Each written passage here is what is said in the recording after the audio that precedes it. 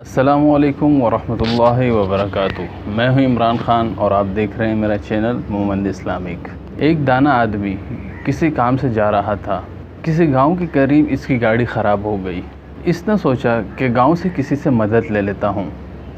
جب وہ دانا گاؤں میں داخل ہوا تو کیا دیکھتا ہے کہ ایک بوڑھا چارپائی پہ بیٹھا ہے اور اس کے قریب مرغیاں دانا چگ رہی ہیں۔ ان مرغیوں میں ایک باز کا بچہ بھی ہے اور وہ بھی دانا چگ رہا ہے۔ وہ دانا شخص یہ دیکھ کر حیران رہ گیا اور اپنی گاڑی بھول کر اس بوڑھے شخص کے پاس جا بیٹھا اور بوڑھے سے کہنے لگا کہ یہ کیسے خلاف قدرت ممکن ہوا کہ ایک باز کا بچہ زمین پر مرغیوں کے ساتھ دانا چگ رہا ہے۔ اس بوڑھے شخص نے اسے کہا کہ دراصل بات یہ ہے کہ یہ باز کا بچہ صرف ایک دن کا تھا جب مجھے پہاڑوں پر گرا پڑا ملا اور یہ زخمی تھا۔ میں اسے اٹھا کر گھر لے آیا اور اس کی مرہم پٹی کی اور اسے مرغی کے چوزوں کے ساتھ چھوڑ دیا۔ جب اس نے پہلی بار آنکھیں کھولی تو خود کو مرغی کے چوزوں کے درمیان پایا اور خود کو مرغی کا چوزا سمجھنے لگا اور دوسروں چوزوں کے ساتھ ساتھ اس نے بھی دانا چگنا سیکھ لیا۔ اس دانا شخص نے اس بوڑھے سے درخواست کی کہ یہ باز مجھے تحفے کے طور پر دے دیں یا اس کی قیمت مجھ سے لے لیں، میں اس پر تحقیق کرنا چاہتا ہوں۔ اس بوڑھے شخص نے وہ باز اس دانا کو تحفے کے طور پر دے دیا۔ وہ دانا شخص اپنی گاڑی ٹھیک کروا کر گھر آ گیا۔ وہ روزانہ باز کے بچے کو چھت سے نیچے پھینک دیا کرتا تھا، مگر باز کا بچہ مرغی کی طرح اپنی پروں کو سکیڑ کر گردن اس میں چھپا لیتا۔ وہ روزانہ بلا ناغہ باز کے بچے کو اپنے سامنے ٹیبل پر بٹھا کر اور اس سے کہتا کہ تو باز کا بچہ ہے، مرغی کا نہیں، اپنی پہچان کر۔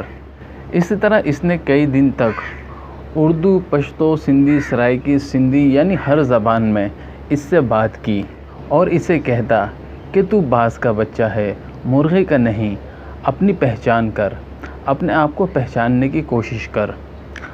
آخر کار وہ دانا شخص ایک دن اس باز کے بچے کو کسی بلند ترین پہاڑ پر لے گیا اور اسے کہنے لگا کہ تو باز کا بچہ ہے، مرغی کا نہیں، اور یہ کہہ کر اس دانا شخص نے اس باز کے بچے کو اس بلند ترین پہاڑ سے نیچے پھینک دیا۔ باز کا بچہ ڈر گیا۔ اس نے مرغی کی طرح اپنی گردن جھکا کر پروں میں سکیڑ لیا اور آنکھیں بند کر لیں۔ تھوڑی دیر بعد اس نے آنکھیں کھولی تو دیکھا کہ زمین تو ابھی بہت دور ہے، تو اس نے اپنے پر پڑپڑائے اور اڑنے کی کوشش کرنے لگا، جیسے کوئی آپ کو دریا میں دھکا دے دے تو آپ کو بھلے ہی تیرنا نہ آتا ہو لیکن آپ ہاتھ پاؤں ضرور ماریں گے۔ اسی طرح تھوڑی ہی دیر میں وہ اپنے آپ کو بیلنس کرنے لگا، کیونکہ باز میں اڑنے کی صلاحیت اللہ رب العزت نے رکھی ہے، اور جب اس نے اڑان ٹھیک سے بھری تو وہ خوشی سے چیخنے لگا اور تھوڑی ہی دیر میں اس دانا شخص سے بھی اوپر نکل گیا اور نگاہیں نیچے کر کے اس کا احسان مند ہونے لگا۔ تو دانا شخص نے کہا، میں نے تجھے تیری شناخت دی ہے، بس اپنے پاس سے کچھ نہیں دیا۔ یہ کمال کی صلاحیتیں تیرے اندر پہلے سے موجود تھیں، مگر تو ان سے بے خبر رہا۔ میرے بھائیو، یہی معاملہ ہم لوگوں کے ساتھ ہے۔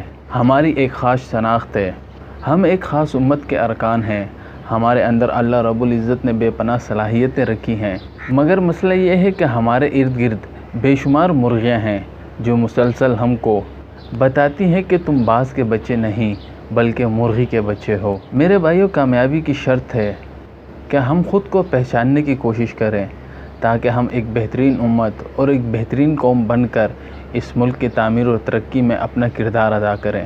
امید ہے آپ کو یہ کہانی پسند آئی ہوگی۔ پاکستان زندہ باد۔